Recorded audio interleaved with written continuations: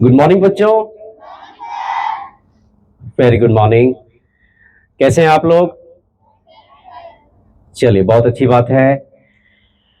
आज फिर मैं एक बहुत ही खूबसूरत कहानी को प्रस्तुत करने जा रहा हूं। कहानी का शीर्षक है गिल्लू, जो कि एक बार फिर से महादेवी वर्मा जी की कहानी मैं बताने जा रहा हूं। ठीक है। पिछली बार मैंने नीलकंठ बताया था महादेवी वर्मा जी की कहानी को। आज मैं फिर से आप सबों के बीच महादेवी वर्मा जी की कहानी मैं आप सबों के बीच प्रस्तुत कर रहा हूं, क्योंकि महादेवी वर्मा जी को जीवों से, पंछियों से काफी ज्यादा लगाव था। और आज गिल्लू, कैसे उसका नाम गिल्लू पड़ा, एक गिलहरी का नाम कैसे गिल्लू पड़ा, उसके बारे में हम लोग जानेंगे। ठीक है। चलिए बच्चों, ये कहानी शुरू होती है। एक दिन महादेवी वर्मा अपने बरामदे में बैठी हुई थी। तो उस समय क्या हुआ कि गिलहरी का बच्चा, जो कि कई दिनों से महादेवी वर्मा जी के घर के पास में एक पेड़ था, उस पेड़ पे 2-3 गिलहरी रहते थे। उसी का बच्चा उन्हीं के बरामदे में जो है मूर्छित होकर गिर जाता है, और 1-2 कौवे उस पे काफी ज्यादा आक्रमण करने लगते हैं, उसको पकड़ने के लिए, उसको पकड़ के खा जाने के लिए। महादेवी वर्मा को जब गिलहरी दिखता है तो उसे अनन फानन में उस गिलहरी के पास जाती है और उसे पकड़ के कौवों से बचा के अपने घर यानी अपने कमरे में ले जाती है। और कमरे में ले जाने के बाद अपने साड़ी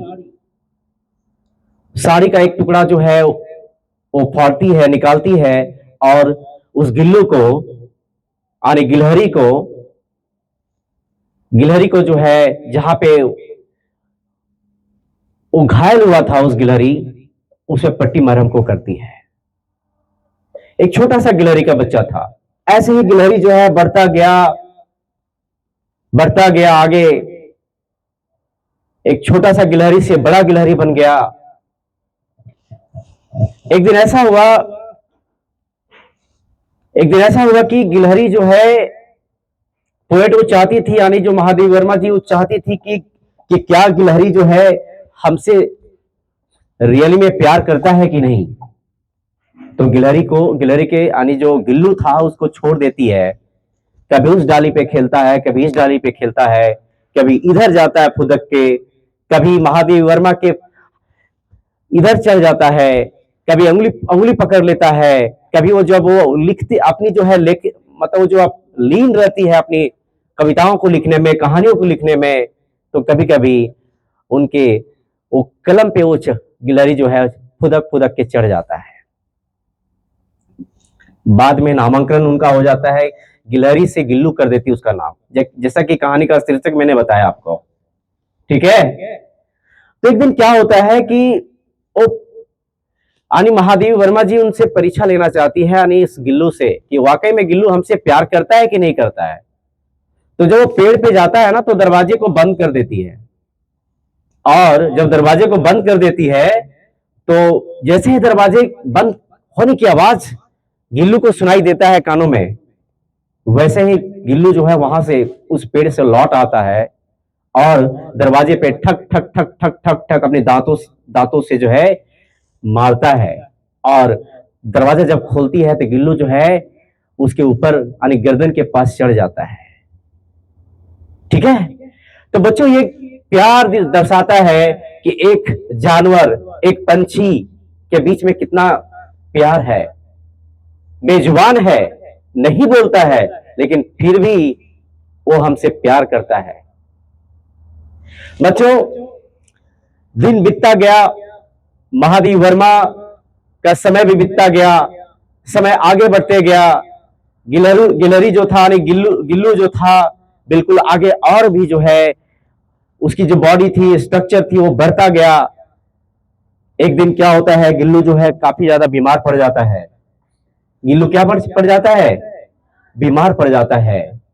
महादेवी वर्मा ने उनको कई तरह का मेडिसिन दी, लेकिन फिर भी जो है गिल्लू को नहीं बचा पाती है, गिल्लू को बचा नहीं पाती है।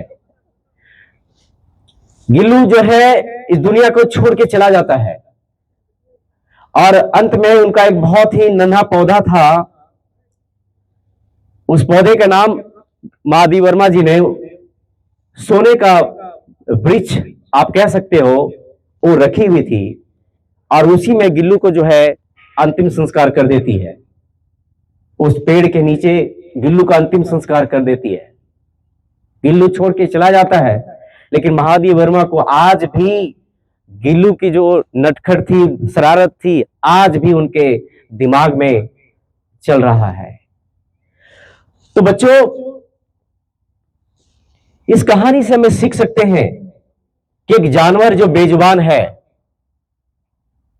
वो एक इंसान से कितना प्यार करता है, एक इंसान से कितना प्यार करता है, कितना प्यार को दर्शाता है बच्चों।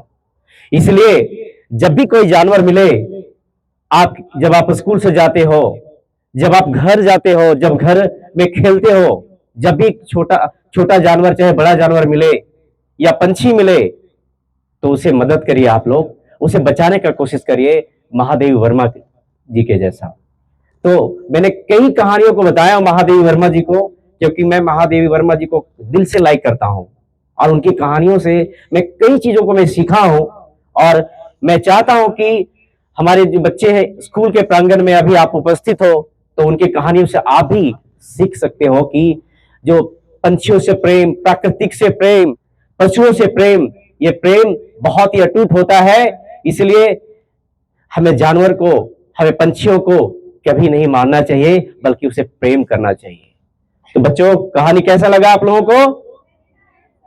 बहुत ही सुंदर। मैं एक बार फिर आऊंगा और एक सेंटिमेंट कहानी को मैं बताऊंगा, और आपको भी अपनी बातों से, अपने शब्दों से मैं भी आपको सेंटिमेंट करूंगा। ठीक है? आज के लिए इतना ही। बहुत बहुत धन्यवाद।